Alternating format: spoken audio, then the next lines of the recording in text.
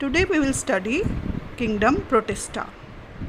All the members of the kingdom Protista are generally aquatic.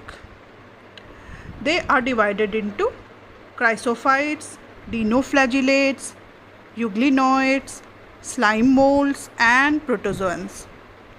So let us study them one by one.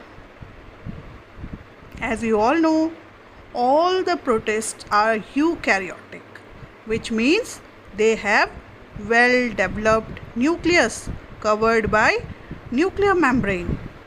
They also possess flagella or cilia for movement. They reproduce asexually as well as sexually.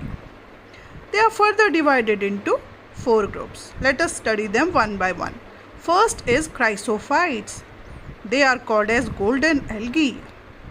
They are photosynthetic protists. The most common of chrysophytes are diatoms. They are the chief producers in marine ecosystem.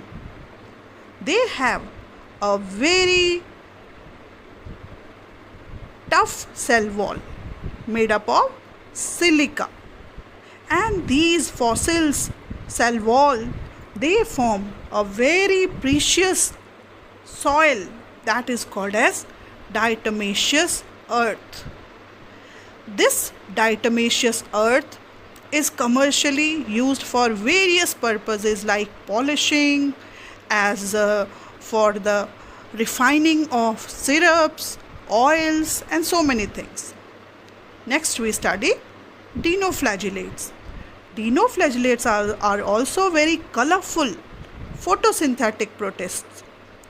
They have 2 flagella, one smaller and other larger.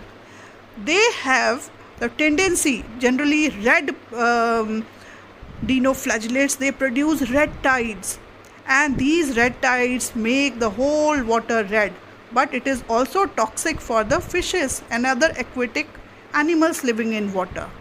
As I told you, they have 2 flagella, a smaller transverse and a long longitudinal flagella. So they use these both flagella for the movement.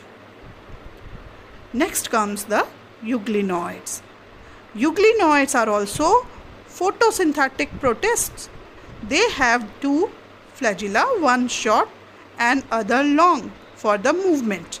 They do not have any cell wall, but they have a thick proteinaceous covering called pellicle. And these euglenoids are photoautotrophic when they are present in sunlight because they have got chloroplast. But they become heterotrophic when there is absence of sunlight. It is very different type of nutrition. Next comes the slime molds. They are considered as the ancestors of fungi. They live in colonies, and these colonies are called plasmodium. And when conditions are unfavorable, these colonies form tough spores which are covered by thick cell wall made up of cellulose, and these spores remain viable for a very long time. Then comes the protozoans. Protozoans are called as primitive animals. They are considered as ancestors of higher animals. These protozoans are all heterotrophic. They may be either holozoic or parasitic in nature. Protozoans are further divided into amoeboid protozoans, then flagellated protozoans, ciliated protozoans, and finally sporozoans. Let's study them separately. First are amoeboid protozoans. Amoeboid protozoans are amoeba-like.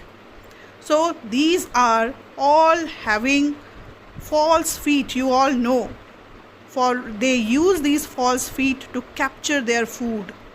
Entamoeba histolytica causes amoebic dysentery. Next comes the flagellated protozoans like Trypanosoma, Leishmania.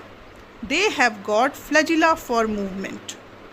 They are parasitic in nature. Trypanosoma causes sleeping sickness and Leishmania causes Kala Azar. Next we'll study ciliated protozoans like Paramecium. They have cilia for the movement.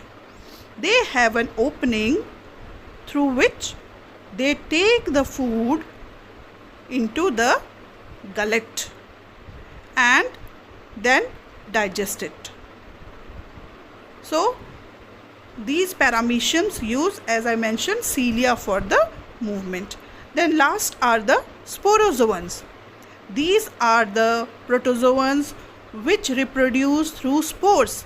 For example, the Plasmodium, which causes malaria, is a sporozoan. So with this we complete the kingdom Protista.